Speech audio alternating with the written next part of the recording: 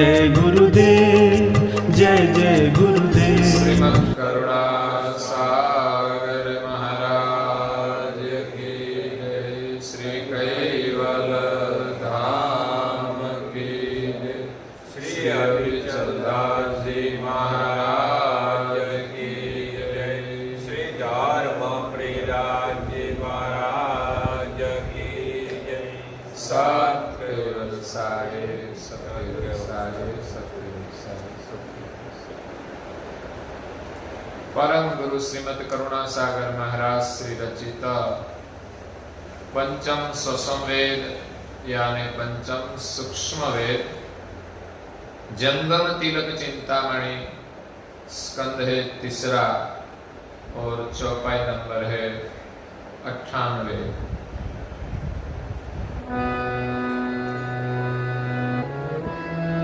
तिलक भाल मज में निरमा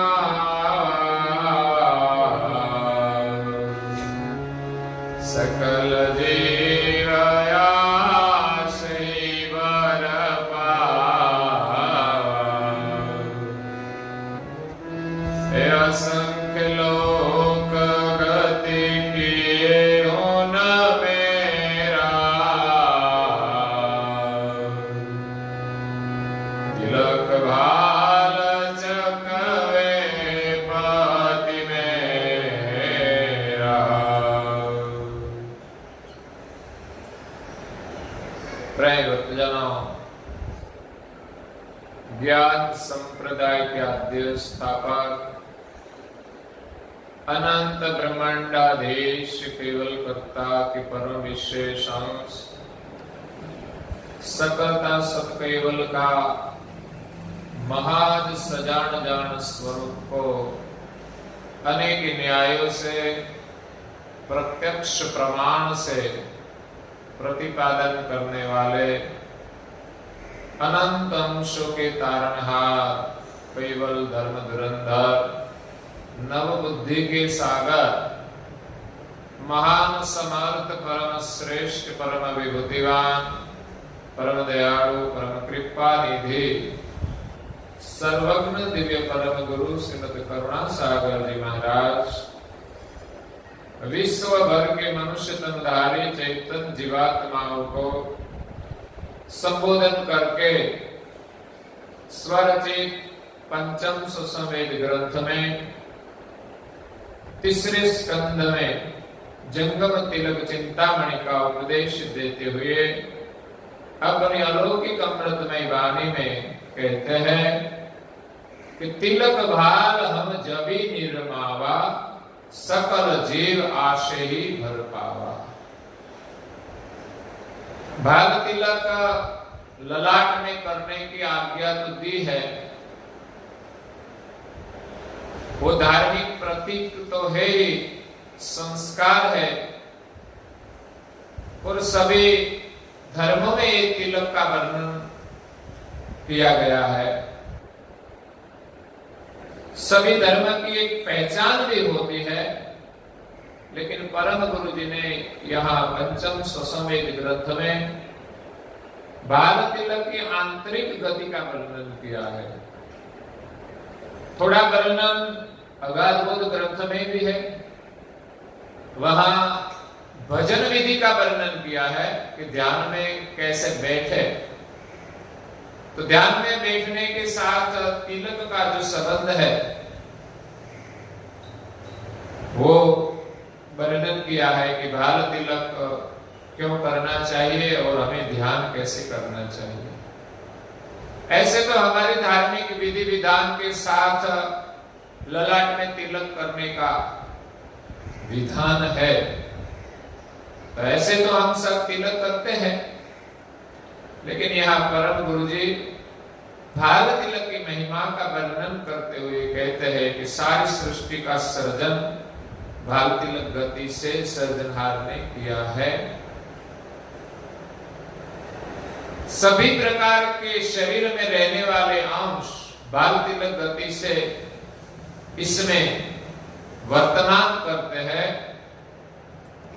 तो इस प्रकार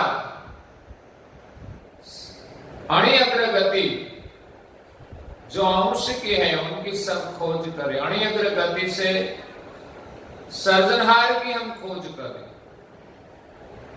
अणिअग्र गति के बिना एक गुरु का जो लक्ष्य होता है वो भी अणिअग्र गति है। एकाग्रता से हमें एक गति प्राप्त होती है। किसी भी साधक को सूक्ष्म गति का अनुभव करना हो तो उनको बाह्य वृत्ति से समेट कर अंतर वृत्ति में भारतिलक गति से प्रवेश करना पड़ता है। तो यहां परम गुरु जी कहते हैं कि तिलक भाल हम जभी निर्मावा, कि जब भाल तिलक का निर्माण किया सकल जीव आशय ही भर पावा। संसार में सभी जीवों का जो आशय है वो उनके अंदर भरा है। सर्जनहार ने इस तिलक में सभी अंशों का आशय को भरपाई किया है। इसमें सब कुछ गति बाल तिलक के भीतर बाल तिलक गति से भरपाई की है। इस गति से ही सभी अंश इस ब्रह्म भूमिका में आए। कैवल धाम से इस सृष्टि में ब्रह्म भूमिका में सभी अंश सबसे पहले आए। उनको तो कोई पता ही नहीं था, लेकिन सर्जनहार ने बाल तिलक गतिवत सभी अंशों को निर्माण किया है। इसीलिए अंश का जो स्वरूप है वो भी अणिअग्र भारतिलक गतिवत है। जो कैवल धाम से सृष्टि में आए तो वो भी गति करके आए हैं। तो जो एक अणिअग्र गति नहीं होती तो शायद वो यहां भी नहीं आ सकते, और यहां से हमें जाना है वापिस तो भी वो गति से ही हम गमन कर सकते हैं। लेकिन संसार के विलास में हम वो गति भूल गए, विसर्जन हुई, इसलिए हम यहां ही घूमते रहते हैं। हम कौन है, कहां से आए हैं, अगर तो इस शरीर छोड़ के हमें कहां जाना है वो कुछ पता नहीं है। अंश तो इस शरीर में जो आया है सर्जनहार की गति से तो विलास करने लगता है। जो जो सामने देखता है इसमें जो रुचि लगती है वो करता है। कभी कभी अपनी रुचि के अनुसार कुछ गलत भी कर लेता है। उनको पता नहीं है कि मैं कौन हूं। असंख्य लोक गति किए हूं न मेरा, तिलक भाल चकवे पति मेरा। असंख्य लोक की जो गति है इसमें किसी ने इस गति का वर्णन नहीं किया है, और कोई भी तिलक में इस प्रकार का गति का कोई वर्णन नहीं है। सबका तिलक है, सबकी महिमा भी है। सब जो विचारधाराएं है, परंपराएं है, वो जहां की है, जहां से शुरू हुई है, वो अपनी गति के अनुसार अपनी अपनी परंपरा का तिलक करने को आदेश किया है, निर्माण किया है, और वो इसमें जो अपनी गति है वहां तक वो जाते भी है। लेकिन यहां जो भाल तिलक की महिमा है, इस प्रकार का वर्णन आज तक इस गति का वर्णन किसी ने नहीं किया है। तिलक भाल चकवे पति मेरा, ये भाल तिलक है कि सारे संसार में चकवे पति है। चकवे पति का मतलब कि कोई राजा,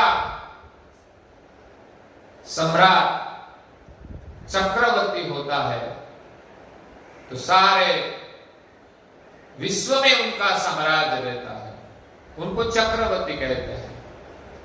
जैसे कोई अश्वमेध यज्ञ करते हैं तो सभी राजा के साथ अपना घोड़ा जो भेजते हैं, कोई उनको रोकते हैं तो उनके साथ लड़ाई करके, युद्ध करके उनके पर विजय पाता है, और जो लड़ते नहीं वो उनके अंडर में रहते हैं तो वो चकवे पति कहा जाता है। सारे विश्व में जितने साम्राज्य है उसमें उनका साम्राज्य चलता है। इसी प्रकार यहां तो गति का वर्णन है। बाह्य रूप से सिर्फ देखे तो पता नहीं चलेगा कि भालू तिलक कैसे चक्रवर्ती हो सकता है, लेकिन सारे विश्व में उनकी गति वर्तमान करते हैं तो वो तो कोई मिटा ही नहीं सकते। इसीलिए परम गुरु जी कहते हैं कि मेरा तिलक जो भाल है वो चकवे पति मेरा सर्जनहार है वो चकवे पति है, उनका ये भाल तिलक है। इसलिए सारे विश्व में उनकी सत्ता है। कोई जाने या न जाने, माने या न माने, लेकिन उनको उनके अधीन सब कोई वर्तमान करता है। सभी अंश खुद को नहीं जानते हैं, लेकिन सब क्रिया ये भाल तिलक गति से ही करते हैं। आगे परम गुरु जी कहते हैं, और सकल करतव उपजुगति तिलक भाल गत बिनु नहीं मुगति। बाल तिलक लक्ष्य निज पद पाहो, आए जही गति इत वही गति जाओ। और सकल कर्तव्य उपजुगति, संसार में जो और तिलक है वो क्रतवे से उत्पन्न हुए हैं, क्योंकि वो उपासना ही क्रत की होती है, तो उनकी जो परंपरा ये है वो क्रत की होती है। इसलिए और तिलक की उत्पत्ति क्रत से उत्पन्न हुई है, वो हम क्रत तक ले जाते हैं।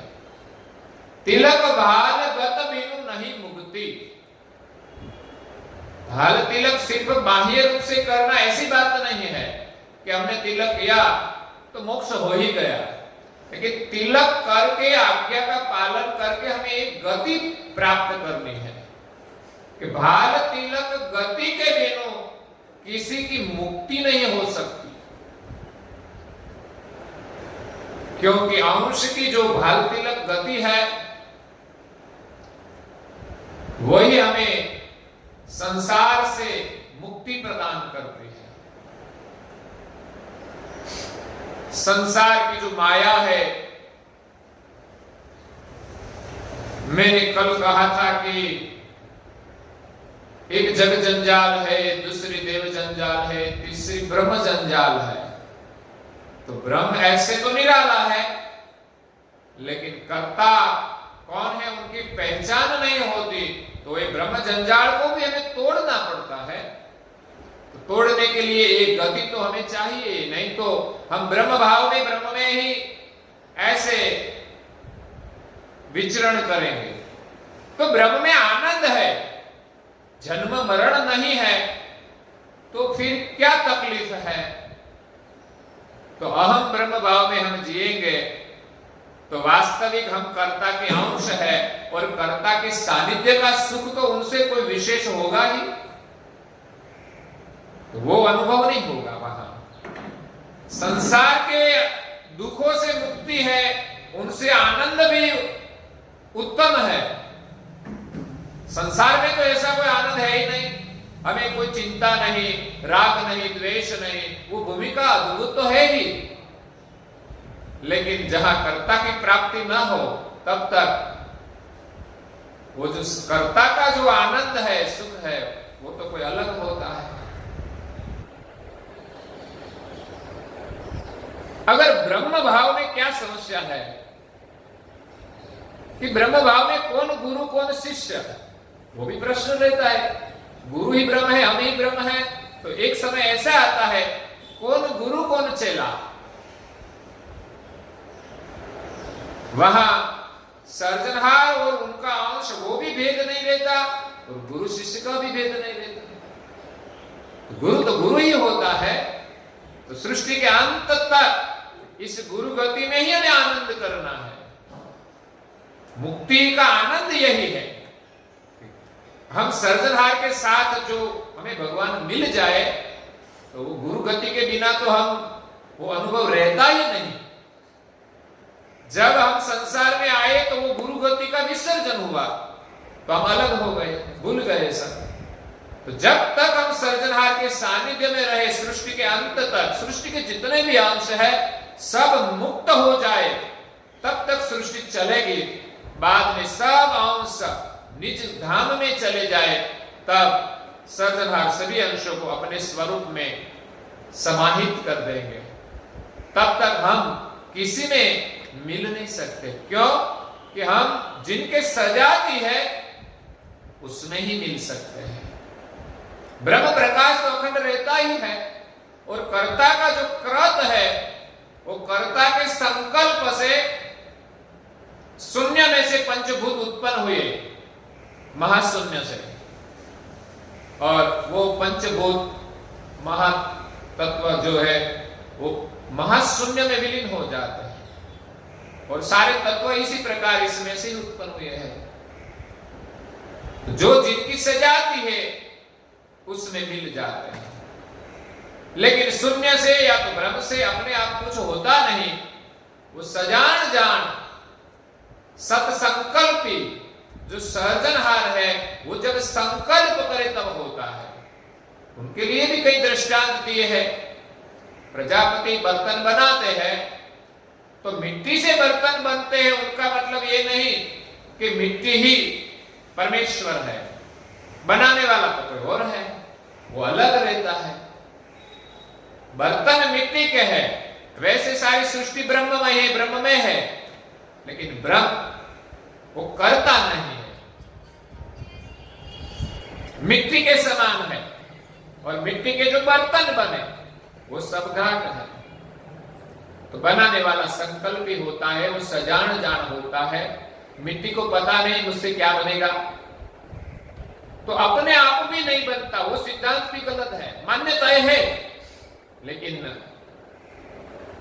जब हमें सब अनुभव होता है तब पता चलता है कि ये सब कुछ अपने आप नहीं होता। ऐसे दृष्टांत देकर परम गुरु जी ने सकर्ता सिद्धांत की स्थापना की है। कोई भी चीज हो उनका बनाने वाला होता है, और जो चीज बनती है जिसमें से वो जब मिट जाती है तो उसमें मिल जाती है। पंचभूत का शरीर मिट्टी में मिल जाता है, लेकिन अंकुर के बिना बनता नहीं। ब्रह्म से अपने आप कोई शरीर बनता नहीं, उनका ब्रह्म में अंकुर है, ब्रह्म उनका जीवन है। इसलिए पृथ्वी एक पोषण हमें देती है। जो कुछ पृथ्वी में कुछ पेड़ पौधे बनते हैं तो उसमें पृथ्वी का पोषण मिलता है, उतना उसका कर्तव्य है, वो निमित्त उतनी है कि इस पृथ्वी में ही सब पेड़ पौधे पलते हैं। पृथ्वी के बिना तो हो ही नहीं सकता, तो ब्रह्म भूमिका के बिना जगत हो ही कैसे सकता है। तो हम मान ले कि जो पृथ्वी है वही ये पेड़ पौधे का कारण है। तो क्या जमीन में से कोई ऐसा ही पौधा उदित होता है? बीज के बिना नहीं हो सकता। लेकिन पृथ्वी के बिना भी कोई बीज नहीं हो सकता इसमें। तो बीज भी कारण, मूल नहीं है। बीज को कुछ पता नहीं, वो किसी ने बनाया है। इसी प्रकार इसमें से सब कुछ होता है। पृथ्वी को भी कुछ पता नहीं कि दोनों चीज ऐसी है कि उसका करने वाला कोई और है। इसी प्रकार सर्जनहार ने इस सृष्टि का सृजन किया है भाल तिलकवत गति से। तो इस तिलक में अंश का आशय भरा है कि अंश भाल तिलक लक्ष्य निज पद पाहु। भाल तिलक मात्र सिंबल नहीं, लेकिन जो गति है इस गति से इस लक्ष्य, जो भाल तिलक है वही लक्ष्य है, वो गति है वही लक्ष्य है, मंत्र है वो भी इस गति का अनुभव है। भाल तिलक वत गति है उसमें। तो इस लक्ष्य से भाल तिलक, लक्ष्य से भाल तिलक गति से निज पद की हमें प्राप्ति होती है। वो आशय सर्जनहार का आद्य से रहा है कि अंश इस सृष्टि में भी गति से आते हैं और यहां से जब जाना हो तब भी इस गति की जरूरत है। तो ये आशय आद्य से ही सर्जनहार ने सभी अंश में प्रेरित किया है।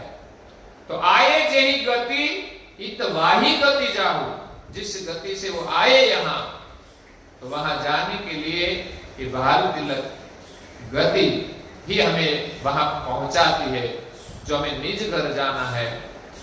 तो गुरु की कृपा ही यही है कि हमें वो बाल तिलक गति प्रदान करे। और आगे बात करते हैं परम गुरु जी। हे द्वैत रमण नाम रूप गुण वेशा, अवन जावन अणि अग्र प्रवेशा, हे निज चैतन तन कछु न सहावे, जय चैतन जड़ द्रष्टन आवे।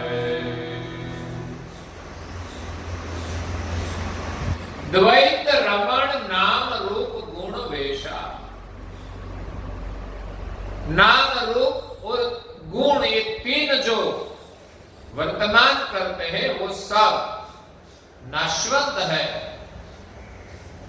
वो सब वेश है। सगुण है जो नाम है, गुण है और रूप है।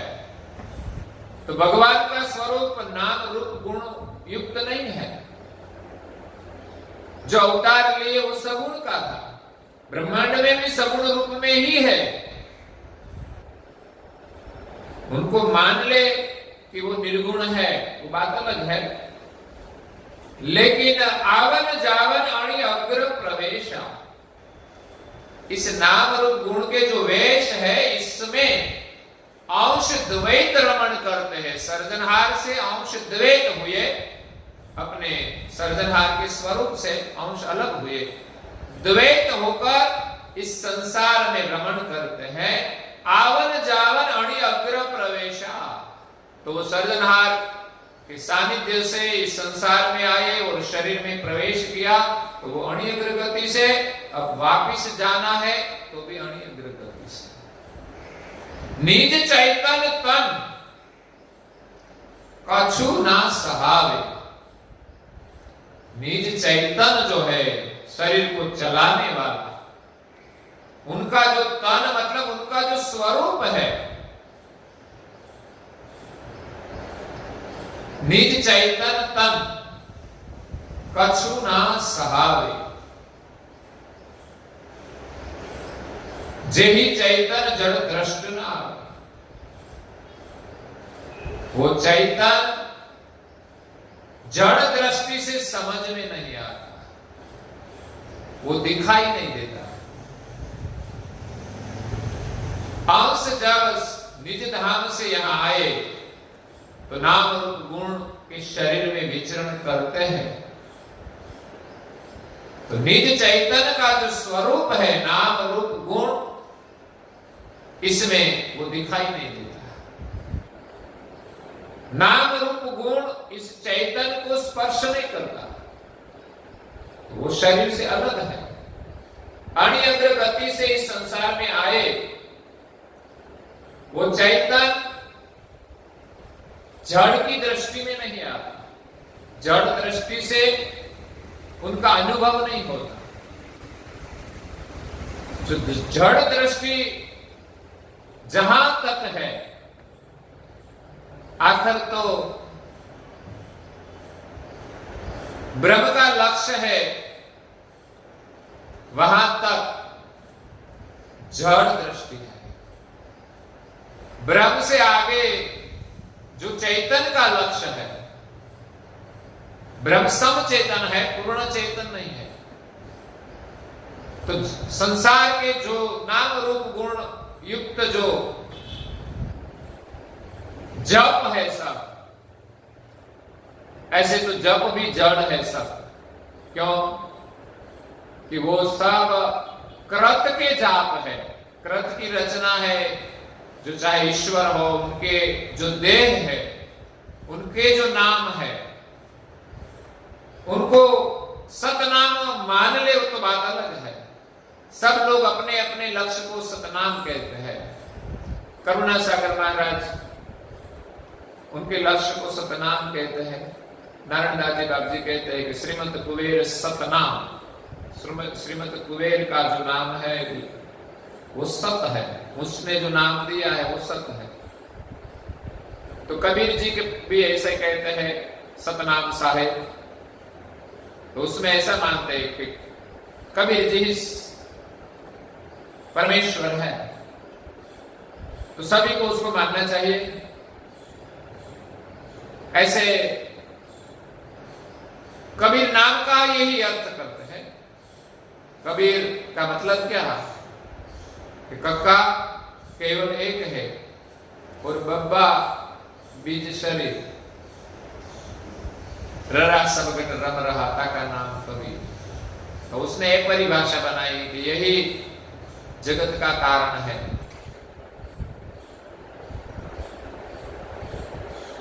केवल एक जो कबीर है वो केवल एक है और कोई नहीं। तो वो भी व्यापक ब्रह्म का ही लक्ष्य हो गया है।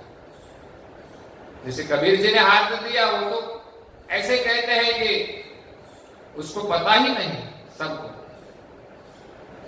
ऐसे तो जो ज्ञान दिया है वो ज्ञान के अनुसार वो सब मानते हैं। वैसे तो कोई भी महापुरुष इस संसार में महान हुए, उन सभी को अपने अपने मानने वालों तो परमेश्वर ही मानते हैं। लेकिन परमेश्वर की परिभाषा करुणा सागर महाराज ने दी है।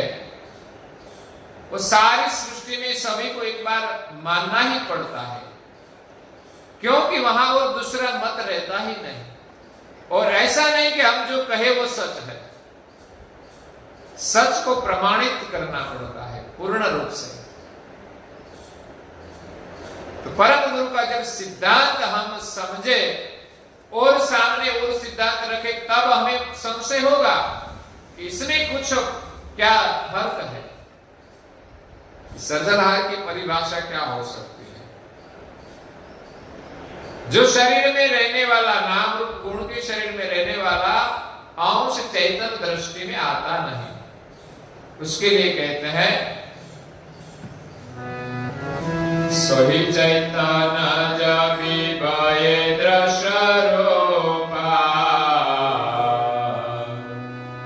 तिलक बालवत सकल स्वरूपा निज चैतन्य के तिलक सर्वदेव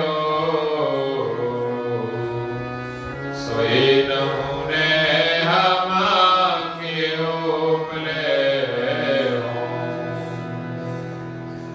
सोही चैतन्य जभी भये दृश्य रूपा, जब हमें उनका दर्शन हो। ऐसे तो नाम रूप गुण में तो दृश्यमान नहीं होते हैं, लेकिन गुरु लक्ष्य से हमें जब हमारा स्वरूप का अनुभव, तिलक बालवत सकल स्वरूपा, तब सभी शरीर में रहने वाले जो चैतन्य अंश है उनका स्वरूप बाल तिलकवत दिखाई देगा। ब्रह्म रूप में तो हम और कोई भिन्न नहीं है, ब्रह्म तो एक ही है। तो फिर संसार में सब अलग अलग है, कर्म अलग अलग करते हैं, सबको अलग अलग कर्म भुगतमान करना पड़ता है। जो एक ही ब्रह्म है तो भिन्न भिन्न कर्म सब भिन्न भिन्न करते हैं और भुगतमान भी भिन्न भिन्न करना पड़ता है।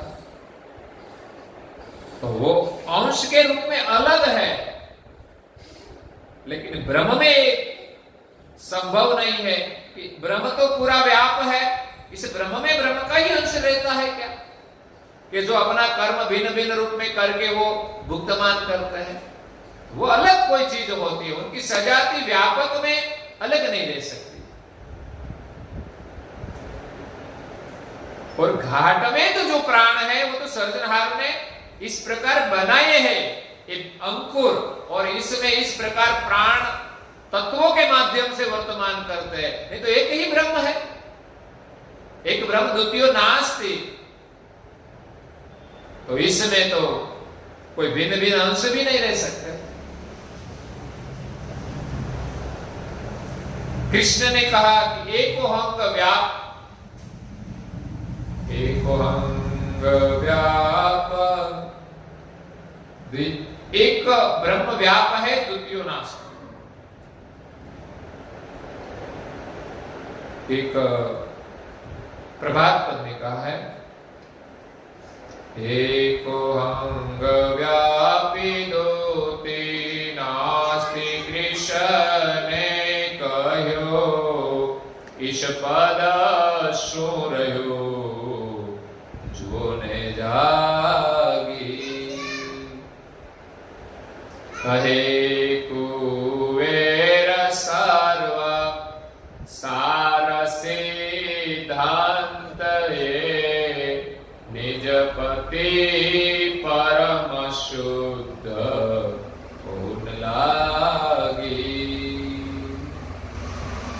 है मौज में मस्त दयाल, मस्त अनुभव फरो, दिन योर नवधरो भिन्न भाग। एकोहंग व्यापी दूती नास्ति, एक ब्रह्म सचराचर व्यापक છે, બીજું બધું નાશવંત છે। તો ઈશ પદ શું રહ્યું? तो ईश पद का तो कोई स्थापन नहीं है। जहां ईश पद का भेद नहीं रहेगा तो ईश पद का भाव भी नहीं रहेगा। सच्चे अर्थ में अहम ब्रह्मास्मि भाव में ईश हमारे पर कोई है तो हम उनका भजन करेंगे। हम ही ब्रह्म है तो किसका भजन करना? तो ईश पद की कोई स्थापना नहीं रहती। कहे कुबेर सर्वसार सिद्धांत है, सर्व सिद्धांत को सार के निज पति परम शुद्ध कहू न लागी। निज पति अपने सिर पर है, उनकी समझ किसी के पास नहीं है, वहां तक नहीं पहुंचे। इसलिए जहां तक पहुंचे है वहां तक का वर्णन करते हैं। इसमें पूरा अनुभव नहीं है, इसीलिए ब्रह्म को मानते हैं कि हम ही ब्रह्म हैं। वास्तव में तो हम सामान्य जीव और विशेष गति के अंश सभी एक सर्जनहार के अंश है, वो भी भेद नहीं है, पता नहीं है। इसीलिए सर्जनहार को नहीं जानते तो हमारे से जो विशेष विभूतिवान देव है वो सब संसार में काम करते हैं। इसीलिए उनका स्थापन आगे विद्वान पुरुषों ने किया, व्यास मुनि ने किया, 18 पुराण बना के। तो सब सभी भगवान को मानते हैं कि भगवान सब भगवान है। वास्तव में एक भगवान का स्थापन करना चाहिए। और ऐसा भी कहा जाता है कि व्यास मुनि ने 18 पुराण बनाकर मन में संशय हुआ था कि अब मैं किसका भजन करूं। जो भिन्न भिन्न स्थापना की है तो भिन्न भिन्न तो हम सबका तो स्मरण कर नहीं सकते, सबका मंत्र भी भिन्न भिन्न होता है। मंत्र एक होना चाहिए, तो वो नहीं है। तो मन में संशय हुआ कि अब मैं क्या करूं। तब आत्महत्या करने वो चले थे। तब नारद मुनि उनको मिले, विष्णु ने प्रेरणा की थी कि आप जाओ, वो आत्मा तो अधिकारी है थोड़ा, लेकिन कुछ संशय हुआ है तो उसका संशय का आप निवारण करें। तो नारद मुनि आए और कहा कि आप ये क्यों आत्महत्या करते हो? भगवान ने जीवन दिया है तो क्या करूं मैं? अब मुझे कुछ पता नहीं चलता कि मैं अब मर जाऊंगा। नारद मुनि कहते कि आप मरना है तो ठीक है, आपने चिंता बनाई है तो मैं आपको सब कुछ विधि कर दूंगा, लेकिन पहले तो बताए आप कौन है, कहां से आए हैं। तो उसका कोई वर्णन पुराण में है क्या कि हम कौन है? वो नहीं है। सब भगवान की स्थापना की भिन्न भिन्न, लेकिन हम कौन है उनकी पहचान के बिना भगवान की प्राप्ति कैसे होती है? जब तक हम अपने को नहीं पहचाने तब तक हम भगवान का भजन कैसे कर सकते हैं? तब तक भजन जो होता है वो शायद माया का ही होता है। इसलिए कहा जाता है कि हम जब कुछ गति का अनुभव करे बाद में ही भजन होता है, क्योंकि निज स्वरूप के जाने बिना तो हम सोए हुए हैं। तो क्या सोते सोते तो कोई काम होता ही नहीं। हम जागे तब, तो पहले तो हमें स्वरूप में जागना है कि महापुरुषों गुरु हमें स्वरूप में जगाते हैं, और स्वरूप में हम जग जाए तब वो आधार तो मालिक का जो स्मरण का लक्ष्य है, मंत्र है, उनसे ही जगाते हैं। ऐसे अभ्यास करते करते बाद में पता चलता है कि ये भजन क्या है, भजन की स्थिति क्या है। तो इस प्रकार यहाँ जो चैतन्य हमें अनुभव होता है वो भारतिलक गति हमारा स्वरूप है। वो आकृति वाला तो है नहीं तो बस वैसे कहे कि हमारा स्वरूप ऐसा है, आकृति वाला नहीं है, लेकिन उनकी जो गति है वो भाल तिलकवत है। इसलिए स्वरूप को भाल तिलक स्वरूप का वर्णन किया है कि हमारा स्वरूप कैसा है, तो भाल तिलक रूप, नाम रूप गुण वाला नहीं है, ऐसे तो निराकार भी नहीं है, लेकिन अपना जो स्वरूप है उनका वर्णन मैंने जो ग्रंथ दिया है इसमें परम गुरु जी ने किया है। निज चैतन्य के तिलक सर्वदेहु, निज चैतन्य है वो जो तिलकवत है, उनका सभी का देह तिलकवत है। जो शरीर धारण किया है वो भी तिलकवत गति का है, और चैतन्य का जो स्वरूप है वो भी तिलकवत है। तो दोनों मिलके एक गति चलती है। इसमें भी एक गति दोनों की ऐसे ही मिलती है, नहीं तो विजाति में एक दूसरा काम नहीं कर सकता। ऐसे तो संसार में भी कोई चीज ऐसी होती है कि एक दूसरे के साथ मिलकर काम करती है, वो सजाती होती है। विजाति होती तो ये काम संभव नहीं होता। तो सो ही नमूने हम किए उपले हो। तो सारी सृष्टि की जो गति है बाल तिलकवत, इस गति के आधार से परम गुरु जी कहते हैं कि सो ही नमूने, यही नमूना से हमने बाह्य बाल तिलक निर्माण किया है, और आप सभी को करने को कहा है कि आप सब ये बाल तिलक अवश्य धारण करना। और जब गुरु दीक्षा ली जाती है तब पहले ही चरण में हमें आज्ञा दी जाती है कि प्रथम ही दास लघुताई गुरु ते लई तिलक तुलसी जपमाल कर में। सबसे पहले गुरु के चरण में दासातन भाव से हम शरण में जाए तब हमें गुरु दीक्षा मिलती है।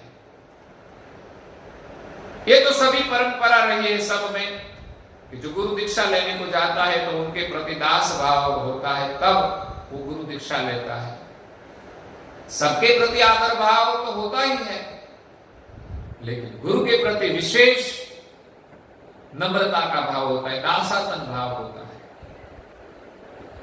तो प्रथम ही दास लघुता गुरु ते लई, गुरु के प्रति लघुता भाव धारण करके, नम्रता धारण करके जब गुरु के शरण में जाते हैं तो गुरु दीक्षित करते हैं, मंत्र देते हैं, तिलक तुलसी जपमाल कर में। तो पहले तो तिलक किया जाता है, वो संस्कार है।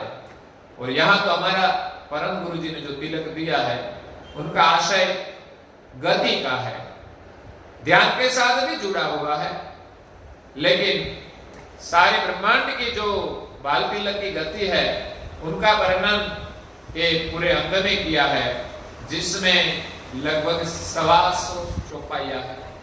जितनी जरूरत हो उतना ही परम गुरु जी ने वर्णन किया है। तो बाल तिलक गति से हम इस संसार में आए हैं। बाल तिलक की महिमा है कि प्रथम चरण में गुरु दीक्षा देते हैं तो पहला नियम हर दिन ललाट में तिलक धारण करना चाहिए। जब से कोई स्त्री सौभाग्यवती होती है तब से वो अपने ललाट में सिंदूर लगाती है, सौभाग्य का। कहना नहीं पड़ता, जब से विवाह हो जाता है, शादी होती है, तब से वो करती है और उसमें कोई संकोच भी नहीं होता। कोई बहन ऐसी नहीं देखी कि हमें करने में संकोच होता है, और कहना भी नहीं पड़ता कि आप ये श्रृंगार करो। शायद हमारे तो कहना भी पड़ता है कि लोग कंठी तो बंधवा लेते हैं कि हमें कंठी बंधवानी किसी के भावना से, लेकिन जो नियम पालन करना है तो शर्म आती है, संकोच भी होता है, क्योंकि वो अपनी समझ से, अपनी भाव से वो कंठी बंधन नहीं किया है। इसीलिए जब समझ आ जाती है वो तो हर दिन करते हैं, वो एक गौरव होता है। और हमारे सिर पर एक सर्जनहार है, उनका प्रतीक के रूप में, जैसे स्त्री के सिर पर कोई स्वामी है, उनकी पहचान के लिए सिर पर सिंदूर लगाया जाता है। ऐसा तो नहीं कि जो सिंदूर नहीं लगाते हैं तो उसका कोई सौभाग्य खंडित हो जाता है, ऐसा नहीं है। लेकिन समाज में उनकी पहचान होती है कि उनके सिर पर कोई स्वामी है, वो शादीशुदा है, तो सामने वाले, देखने वाले की दृष्टि भी बदल जाती है, ये प्रभाव रहता है।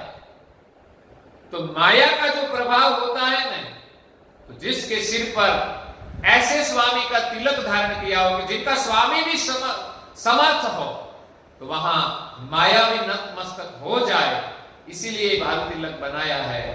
और बाल तिलक अणिअग्र है, इसलिए संसार की जो माया है उनका छेदन करने के लिए, छेदन करना कोई आसान काम नहीं है।